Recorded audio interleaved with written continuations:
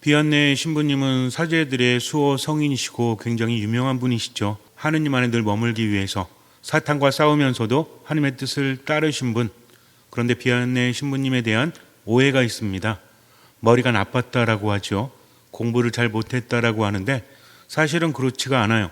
왜냐하면 당시에는 신학교에 들어가기 위해서는 가정교육을 받아야 합니다. 있는 집 자식들이 신학교에 주로 들어갔다는 거죠. 미리 과외를 받고 라틴어를 공부하고 그렇게 해야만 신학교에 들어갈 수 있는데 비안내 신부님은 집안이 가난했어요. 그래서 그런 배움의 기회를 갖지 못했습니다. 그 누구도 신학교에 들어갈 거라 여기지 않았죠. 비안내 신부님조차도 그런 일이 일어나리라 어렸을 때는 생각을 못했던 것 같아요. 그런데 하느님의 부르심에 응답하기 위해서 신학교에 간다고 했을 때 본당 신부님은 걱정이 많습니다. 왜냐하면 이 아이가 정말 괜찮은 아이인데 신심이 깊은 아이인데 그런데 현실의 벽이 너무 높잖아요. 그래서 안타깝지만 신학교에 들어갈 수 없다 말을 합니다. 그래도 도전을 하는데 몇 번이나 떨어집니다. 추천을 해줘야 되는데 추천해도 또 떨어질 게 뻔하니까 못하게 하려고 어떻게 말하냐면 지금이 추운 겨울이지만 내가 신학교에 가고자 하는 열의가 깊다면 내가 시키는 것을 하도록 하여라. 예, 신부님 그렇게 하겠습니다. 저 산을 넘어가서 무엇인가를 가지고 오너라. 산을 넘어가면 뭐가 있는데 그것을 가지고 오너라 라고 말합니다. 신부님이 시켰으니까 순명해야죠. 신학교에 들어가고 싶으면. 그래서 그 산을 올라가는데 너무나 추워요. 눈이 엄청나게 쌓여 있습니다. 한 발 한 발 가기가 너무나 어려웠다는 거죠. 신부님은 비안내가 포기할 줄 알았어요. 그것은 정말 불가능한 일이었기 때문입니다. 그런데 비안내 신부님은 그곳을 넘어가서 가지고 옵니다. 그리고 신학교에 추천을 또 받게 돼요. 전해지는 바에 의하면 신부님은 이랬다고 합니다. 정말 갈 수가 없어가지고 묵주를 던졌대요. 그럼 묵주를 주워야 될 거 아니에요. 묵주를 감히 땅에 던졌으니 눈 위에 던졌겠죠. 그리고 묵주를 들면 또 던지는 거예요. 인간적인 힘으로는 앞으로 나아갈 수 없으니 묵주를 던지고 그 묵주를 다시 주워들기 위해서 한 걸음 한 걸음 나아갔다는 겁니다. 뭐만 봤죠? 한 걸음만 봤어요. 묵주만 봅니다. 그렇게 하다 보니까 넘어갔다 올 수 있었던 거죠. 신부님은 감동해서 또 추천을 해 주었다고 합니다. 어렵사리 신학교에 들어갔는데 번번이 시험에 떨어지고 쫓겨나기도 하고 그렇게 했대요. 그래도 포기하지 않고 사제가 되었지만 능력이 좀 부족해가지고 미사를 하지 못하거나 이럴 때도 있었다라고 합니다. 라틴어도 잘 모르고 잘 그러니까. 그런데 나중에는 훌륭한 신부님이 되어서 성인 품에 오르시기까지 하죠. 비안내 신부님은 성모신심이 뛰어났다라고 합니다. 성모신심은 무엇이죠? 우리가 신심이라는 말을 많이 하죠. 성체신심, 성모신심. 그렇다면 성모신심은 무엇입니까? 성모님을 믿는 것? 아니죠. 성모님을 본받는 것, 그분의 뜻대로 살아가는 것. 신심운동은 그것입니다. 우리들 신앙의 대상은 오로지 누구뿐이 없죠? 하느님뿐이 없습니다. 그분을 믿기 위해서 성모님을 본받는 거죠. 이 중요한 것을 잊으면 안 돼요. 여러 가지 영성운동이 있습니다. 많은 사람들이 영성운동에 참여를 해요. 그러나 목적을 잃어버리면 안 된다는 거죠. 신앙은 아주 간단합니다. 하느님을 믿는 거죠. 그분의 뜻대로 순명하면서 세상을 살아가는 겁니다. 그분 안에서 겸손하게 살아가는 거예요. 이것이 가장 중요하다는 거죠. 묵주기도를 하는 이유도 무엇입니까? 가끔 보면 묵주기도는 성모님께 바쳐진다라는 것을 잘 이해하지 못하고 오해하시는 분들이 있어요. 성모님을 대상으로 기도한다라고 하기보다는 성모님과 함께 하느님께 기도하는 거죠. 묵주기도의 신비를 보면 환희의 신비부터 시작해서 예수님의 삶을 묵상하죠. 누가 함께 하셨던? 성모님께서 함께 하셨던 이것을 알아야 합니다. 성모님은 신앙의 대상이 아니라 성모님은 우리와 함께 하느님께 가는 분, 우리를 위해서 하느님께 빌어주시는 분이라는 것을 명확하게 알아야 돼요. 이것을 알지 못하면 묵주기도를 하면서도 이 기도를 왜 하는 건지, 누구에게 하는 건지 잘 알지 못한다면 참으로 안타까운 거죠. 가장 중요한 것은 신앙이란 하느님과 함께 하느님 안에서 그분을 따라가는 거다. 이 명확한 것을 알아야 됩니다. 처음에는 여러 가지 기도를 하죠. 청원 기도도 하고 내가 바라는 기도하고 또 내가 즐겨하는 기도를 하기도 합니다. 성가를 부르면서 기도하기도 하고요. 또 말씀을 묵상하기도 하고 여러 가지 기도 형태를 이용하기도 하죠. 그러나 그 기도가 깊어질수록 가장 중요한 것이 커집니다. 어떤 기도의 형태가 되었든 하느님 안에 머문다. 그래서 기도를 열심히 한 사람이 가장 중요하게 생각하는 기도 형태가 뭔지 아세요? 거룩한 미사라는 거죠. 그 어떤 것보다도 미사는 정말 대단하기 때문입니다. 미사 안에서 우리는 하느님을 만나고 그분을 내 안에 모시기 때문이죠. 가장 중요한 미사를 소홀히 한다면 다른 기도를 아무리 많이 한다고 할지라도 참된 신앙이라고 말할 수 없죠. 그렇다면 성모님의 신심은 과연 무엇일까요? 성모님은 우리에게 많은 것들을 알려주십니다. 성모님은 어린 나이에 천사의 방문을 받았을 때 어떻게 응답합니까? 마른 하늘의 날벼락이죠. 어떤 준비가 된 분이 아닙니다. 천사가 나타나서 갑자기 기쁜 소식을 전하지만 인간적으로 본다면 기쁜 소식이라고 말할 수 없죠. 이제 내가 아들을 낳을 터이니 그 이름을 예수라 하여라. 하느님의 아들이다 라고 하지만 현실적으로 이것은 참으로 난감한 일입니다. 이제 결혼을 앞두고 있는데 아이를 잉태한다는 것은 곧 죽음을 의미하기 때문이죠. 그런데도 기쁜 소식이라고 하니 이해가 됩니까? 잘 이해가 되지 않아요. 저는 남자를 알지 못하는데 어떻게 그런 일이 있을 수 있겠습니까? 이 대화가 무엇을 의미하는지 우린 깊이 묵상해 봐야 합니다. 그냥 말로만 응답하는 게 아니죠. 내가 응답했다가는 어떤 일이 벌어지죠? 아이를 잉태하고 낳게 됩니다. 책임은 누가 져야 돼요? 내가 져야 돼요. 천사가 그렇게 말하지만 현실이 참으로 안타까운 거죠. 자주 여러분께 말씀드리지만 천사가 아주 친절하게 이런 일이 있을 거지만 그러나 걱정하지 마.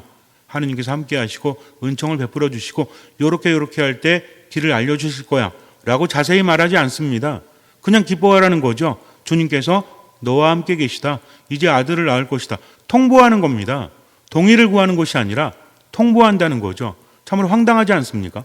갑자기 내가 살아온 모든 것들이 변화되는데 아무렇지도 않게 말하는 것이 우리가 생각할 때는 참으로 난감하죠. 그러나 성모님은 어떻게 하죠? 이 몸은 주님의 종입니다. 말씀하신 대로 이루어지기를 바랍니다. 물론 천사는 중간에 설명을 합니다. 하느님께는 모든 것이 가능하다라고 하면서 내 친척 엘리사벳을 보아라. 아이를 낳지 못하는 여자라고 불리웠지만 아이를 가진 지 6달이나 되었다라고 알려줍니다. 물론 이것도 기적이죠. 여기서 우리는 한 가지 스가랴를 떠올리게 됩니다. 스가랴가 사제였고 자기 차례가 되어서 성소에 가서 분향을 하는데 제단 오른편에 누가 나타나요? 천사 가브리엘이 나타나죠. 가브리엘 천사가 나타나서 너의 오랜 염원이 이루어졌다. 네가 살면서 그동안 아이를 바랬지만 아이를 갖지 못했다. 이제 하느님께서 너의 염원을 들어주신다 라고 했을 때 스가랴는 기뻐합니까? 말이 안 되잖아요. 내 나이가 몇인데 내 아내 엘리사벳이 할머니인데 무슨 아이를 낳아? 라고 하니까 천사가 뭐라고 하죠? 때가 되면 이루어질 일을 믿지 못했으니 그 일이 일어날 때까지 뭐가 된다라고 합니까? 말을 하지 못하는 벙어리가 된다라고 하죠. 그 일이 일어날 때까지. 성모님하고는 좀 많이 다르죠. 왜 그랬을까요? 성모님은 성모님이 되실 분이니까 천사가 미리 잘 보이려고 그랬고 스가랴는 한낱 인간이기 때문에 그렇게 한 것일까요? 천사는 그러지 않습니다. 상황이 다르다는 거죠. 물론 인간적으로 벽이 있죠. 성모님은 10도 안 간 처녀였고 스가랴와 엘리사벳은 나이가 많은 할아버지 할머니였습니다. 아이를 낳는다는 것은 둘 다 힘들죠. 그러나 누가 더 불가능해요? 성모님 혼자 아이를 낳는 게 더 불가능하잖아요. 또 한 가지 차이가 있습니다. 스가랴는 사제였어요. 그리고 어디에서 천사를 만났죠? 주님의 성소에서 당번 사제만 들어갈 수 있는 분향하고 있는 스가랴가 분향하고 있을 때 백성들은 뭐 하고 있었죠? 밖에서 기도하고 있었습니다. 어떤 분위기신지 아시죠? 여러분들이 집에서 있는데 갑자기 천사가 나타나가지고 어떤 메시지를 알려줍니다. 이거하고 제가 미사를 봉헌하고 기도하고 있는데 천사가 나타났어요. 저에게 뭘 알려줍니다. 어떤 게 더 확실하고 강한 거죠? 제가 본당 신부가 천사를 만난 거하고 여러분들이 집에서 천사 만났다고 하면 여러분들이 들었어요. 신부님이 천사를 만나셨대. 성당에서 미사하시다가 만나셨대. 그러면 믿어요, 안 믿어요? 본당 신부가 만났다, 미사 중에. 라고 하면 그래도 믿겠죠? 근데 옆집 사는 아줌마가 집에서 밥 먹다 만났대. 그럼 믿어요? 누구한테 가봐 그래요? 신부님한테 가봐. 병원에 가봐. 라고 할지도 모릅니다. 그렇다면 스가랴는 어땠을까요? 주님의 성소에서 분향하고 있고 나머지 백성들은 밖에서 기도하고 있다면 천사를 만났을 때 스가랴는 받아들여야 됩니다. 하지만 인간적인 현실의 벽을 보았다는 거죠. 성모님은 어땠습니까? 성수도 아니에요. 성모님은 어떤 사람이었죠? 사제였습니까? 아닙니다. 그냥 나자렛이라는 시골 처녀였어요. 이건 굉장히 달라. 남자도 아니고 여자입니다. 그리고 아직 소녀입니다. 그리고 하느님을 만날 수 있는 성소도 아니었고 거기에 천사가 나타나서 말을 전하니 이것은 참으로 난감한 거죠. 그래서 다릅니다. 말이 다를 수밖에 없어요. 천사의 응답이. 너는 사제이면서도 그것을 받아들이지 못해? 신앙이 없는 거죠. 신앙이 약한 거죠. 없다고 말할 수는 없지만 현실의 벽 때문에 신앙이 약한 거잖아요. 하지만 성모님은 어땠습니까? 그럴 수 있는 거잖아요. 그래서 천사는 알려줍니다. 하느님께는 불가능한 일이 없다. 그랬더니 성모님의 대답이 기가 막히지 않습니까? 이 몸은 주님의 종입니다. 말씀하신 대로 저에게 이루어지기를 바랍니다. 말씀하신 대로 저에게 이루어지기를 바란다는 거죠. 이것은 무엇입니까? 주님의 종입니다. 순명이죠. 그렇게 바랍니다. 저에게 이루어지도록. 이것은 겸손이죠. 저에게 이루어지도록 바란다는 것은 어떤 의미죠? 저도 그렇게 따르겠습니다 하면서 자신을 낮추는 거죠. 종이라고 표현하면서. 그럴 때 천사는 성모님께로부터 떠나갑니다. 이제 인간 구원의 역사가 이루어진다는 거죠. 이 응답으로 인해서 어떤 일이 벌어집니까? 처음에 인간이었던 아담과 하와가 죄를 지었죠.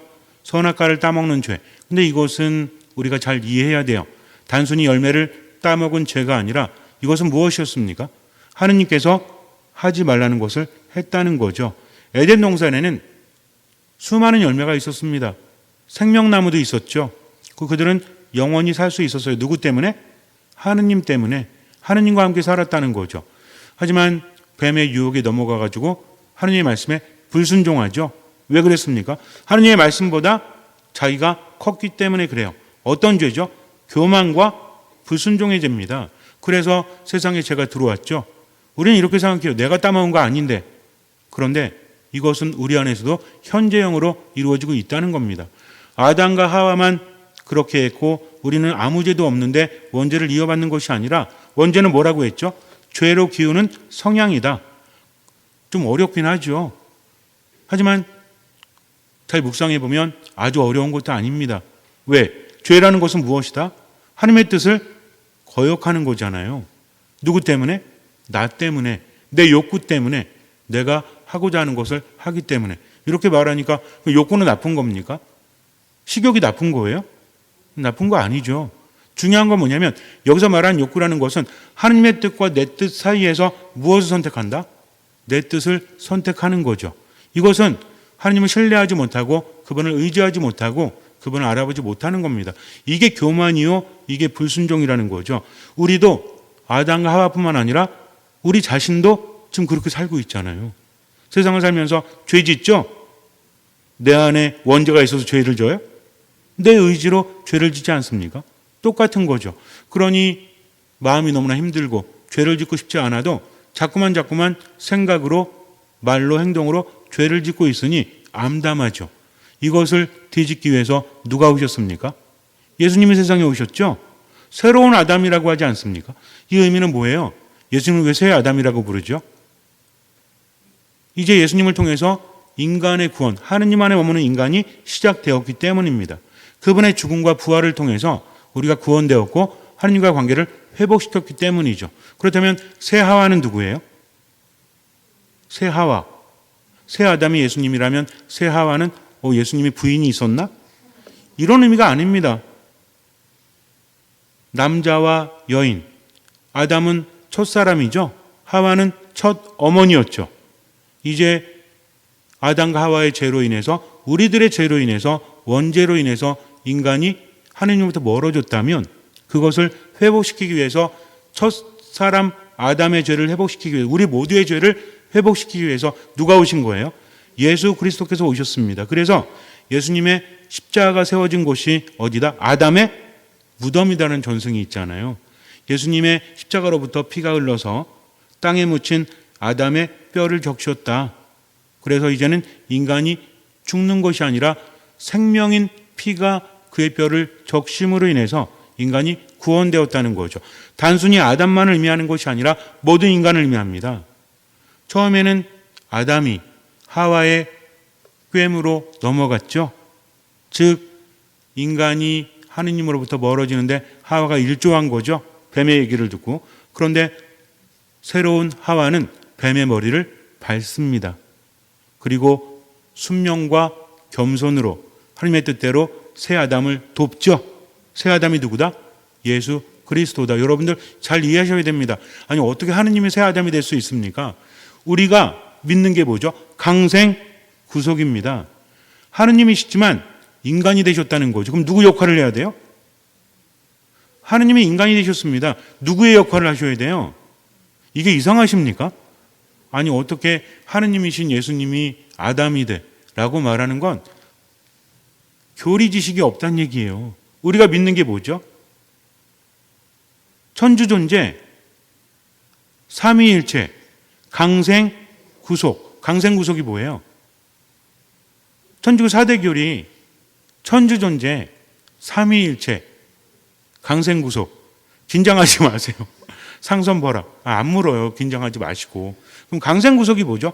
하느님이 인간이 되셨다. 그리고 우리를 구원하셨다. 우리를 구원하시기 위해서는 전제 조건이 있습니다. 하느님이 누가 되셔야 돼요? 인간이 되셨다니까요. 예수님은 인간이십니까? 하느님이십니까? 하느님이시면서 온전한 인간이시죠. 뭐 말고는 인간과 똑같은 존재죠. 죄 말고는 인간과 똑같은, 우리와 똑같은 처지의 사람이셨다는 겁니다. 그래야만 인류를 구원할 수 있기 때문에. 그렇다면 예수님이 새 아담이라는 것은 말이 됩니까? 안 됩니까? 말이 된다니까요. 하느님이 새 아담이 아니라 하느님이 인간이 되셔서 새 아담이 되신 겁니다. 뒤집으셨다는 거죠. 무엇으로? 겸손과 순명으로. 아담의 죄가 뭐죠? 선악과를 따먹었다? 그 이면에 있는 죄가 뭡니까? 우리가 이렇게 이해해야만 원죄를 이해할 수 있다니까요. 하느님의 말씀에 불순종한 거죠. 교만해져가지고. 그럼 하와의 죄는 뭐예요? 하느님의 말씀에 불순종한 거죠. 교만해서. 그래서 아담과 하와의 죄는 무엇이다? 교만과 불순종이다. 그럼 우리들의 죄는 또 뭐예요? 우리가 여러 가지 죄를 짓지만 그 근본적인 뿌리는 뭡니까? 교만과 불순종이라니까요. 결국 하나님의 뜻대로 하지 않고 내 뜻대로 하잖아요. 이게 교만과 불순종입니다. 그러나 예수님께서는 죽기까지 순명하셨죠. 하느님이 인간이 되셨다. 엄청난 겸손이죠. 이것도 모자라서 어떻게 합니까? 십자가 위에서 돌아가십니다. 하느님이 어떻게 죽을 수 있어요? 하느님은 죽을 수 있어요? 하느님은 죽을 수 없어요. 그래서 뭐가 되신 거예요? 인간이 되셨다니까요. 그래서 죽으신 겁니다. 인간이 되신 것도 자신을 낮추신 건데 더군다나 십자가 위에서 버림받아서 돌아가심으로 완전히 낮추신 거죠. 뭘 위해서? 인간의 구원을 위해서. 이것을 우리가 표현하면 겸손과 순명이다. 이제는 새 하와가 필요합니다. 즉 죄가 사탄으로부터 하와를 통해서 아담에게 이어졌지만 새 아담은 누굴 통해서? 성모님을 통해서 세상에 오셨잖아요. 그러니 원죄에 물들면 돼야 안 돼요. 안 된다는 겁니다. 성모님이 대단해서가 아니라 바로 예수님을 태안에 담아 두어야 되기 때문에 인간의 원죄를 예수님께서 없애셨죠? 구원하셨잖아요. 이것을 미리 입은 겁니다. 왜? 태안에 원죄가 있다면 예수님이 거기에 계실 수 없는 거잖아요. 어떻게 하느님이 죄가 있는 곳에 계실 수 있겠습니까? 그래서 새 아담과 새 하와라는 개념이 조금 어렵긴 하지만 이렇게 이해하시면 그래도 조금은 쉽지 않아요? 그래도 어려우시다면 제 능력 바뀌고요. 중요한 건 뭐냐면 교만과 불순종 그리고 겸손과 순종, 이 개념이 중요합니다. 참된 믿음이 있다면 어떤 사람이 되어야 돼요? 겸손해야 돼요. 겸손은 무엇입니까? 이 몸은 주님의 종입니다. 말씀하신 대로 저에게 이루어지기를 바랍니다. 누구에게? 그냥 하느님 말씀대로 이루어지세요. 난 상관없습니다. 이게 아니라 저에게 이루어지기를 바랍니다. 뭐 하겠다는 얘기예요? 동참하겠습니다. 할 수 있는 만큼 하고 나머지는 주님께 맡기겠습니다. 이게 바로 참된 신앙이죠. 우리가 살면서 성모님처럼 대단한 일은 못해도 그래도 우리는 해야 됩니다. 뭘 해야 되냐면 현실의 벽이 있죠. 분명히 있습니다. 쉬운 벽이 아니에요. 그러면 성모님의 벽보다 커요? 소녀가 결혼도 안 했는데 아이를 잉태하고 돌 맞아 죽을 상황? 천사가 다 알려준 것도 아니고 요셉은 성모님이 잉태했다는 걸 알고 남모르게 파혼하기로 마음먹죠.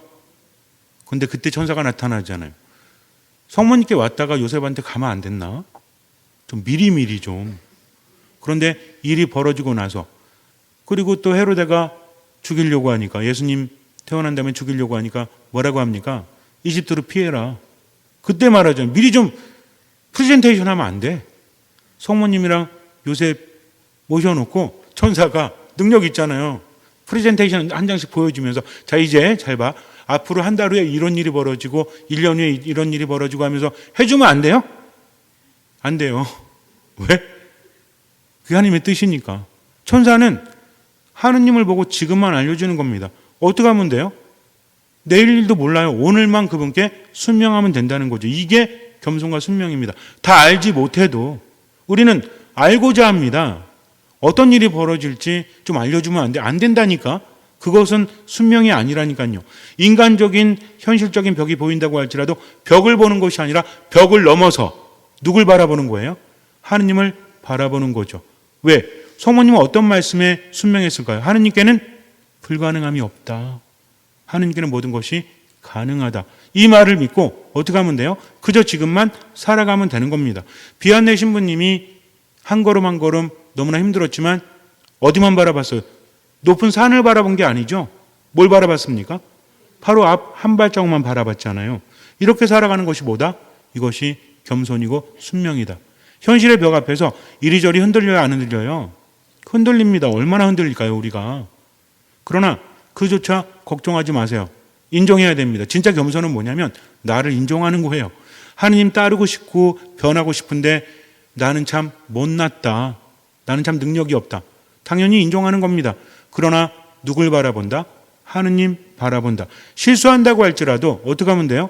내가 실수했구나. 어쩔 수 없네. 앞으로도 계속 해야지. 이게 아니라 하느님 당신 대로 하지 못했네요. 스트레스 받으라는 얘기가 아닙니다. 하느님은 나보다 더 잘하시고 사랑하시니까 주님 제가요 삶에 자꾸만 익숙해져서 매너리즘에 빠져가지고 또 이러고 있네요. 하느님 죄송합니다. 성호를 그으면서 뭐 할 줄 아는 존재? 회개할 줄 아는 존재. 기도할 줄 아는 존재. 그래서 믿음이라는 것은 무엇이다? 겸손과 순명인데 그리고 언제만 바라본다? 지금만. 현실의 벽, 불가능함을 바라보는 것이 아니라 누굴 바라본다? 하느님 바라본다. 그러면서 뭐라고 기도한다? 하느님의 뜻이 제 안에서 이루어질 수 있도록 이 말씀이 저에게서 이루어지기를 바랍니다 하는 마음으로 동참하는 거죠. 그저 지금을 살아가는 겁니다. 나머지는 주님께 맡기는 겁니다. 그리고 또 한 가지가 있다면 내가 잘못 가고 있구나. 하나님의 뜻이 아닌 내 뜻대로 가고 있구나 할 때 뭐 할 줄 아는 것? 회개할 줄 아는. 회개하는 순간에 뭐 할 줄 아는 거죠? 기도할 줄 아는 거죠. 성호를 그으면서 내 생각과 내 느낌을 하느님께로 방향을 전환시키는 거죠. 그러면서 지금을 살아갑니다. 나머지는 맡깁니다. 삶이 점점 어떻게 될까요? 하느님께서 함께 하시니까 가벼워지죠. 삶이 즐거워집니다. 행복해집니다. 많은 것을 가졌기 때문에 행복한 것이 아니라 하느님께서 생명을 주시기 때문에. 왜? 하느님께 바라는 사람은 지칠 줄 모르는 힘을 누구께로부터? 하느님께로부터 받기 때문입니다. 이사야서 40장에서 우리에게 전해주고 있죠. 어떤 사람이 생기가 넘친다? 어떤 사람이 힘이 넘친다? 어떤 사람이 피곤한 줄 모르고 지칠 줄 모른다? 하느님께 바라는 사람, 청년들도 젊은이들도 지치고 비틀거기 마련이지만 하느님께 바라는 사람은 어때요? 안 지칩니다. 왜? 하느님께서 함께 하시니까. 그렇다고 해서 삶 안에서 아유 피곤해 이게 없다는 얘기가 아니라 하느님께서 함께 하시면서 늘 새 힘을 주신다는 거죠. 하느님은 우리에게 일용할 양식을 주시는 분이기 때문에 이거 믿고 지금 살아가는 겁니다. 그럴 때 하루하루가 바뀔 수밖에 없죠. 기억하십시오. 겸손과 순명, 믿음, 그리고 무엇? 회개. 이것이 언제? 지금. 무엇을 바라보지 않는다? 현실의 벽을 넘어서 바라본다. 아예 안 본다는 게 아니라 거기서 그치는 것이 아니라 현실의 벽이 있구나. 그러나 누구 믿고 따라간다? 하느님 믿고 나는 최선을 다하고 나머지는 맡긴다. 이것이 참 신앙이요. 그런 신앙이 무엇을 일으킨다? 기적을 일으킨다는 거죠. 잠시 눈을 감으세요. 보십시오. 저는 주님의 종입니다. 말씀하신 대로 저에게 이루어지기를 바랍니다. 라고 우리는 기도해야 돼요. 이것이 참된 겸손이요. 참된 순명입니다. 말씀하신 대로 저에게 이루어지기를, 이것은 저도 동참하겠습니다. 저는 당신의 종입니다. 최선을 다하고 나머지는 맡기겠습니다. 라고 하는 것과 같죠. 하느님 말씀을 듣고 듣는 마음을 가지고 말씀이 들렸다면 순명하십시오. 그리고 겸손하십시오. 그리고 깨달았을 때 회개하십시오. 하느님께 맡기고 지금만 바라보면서 현실의 벽을 넘어 하느님 바라보면서 지금을 살아가십시오.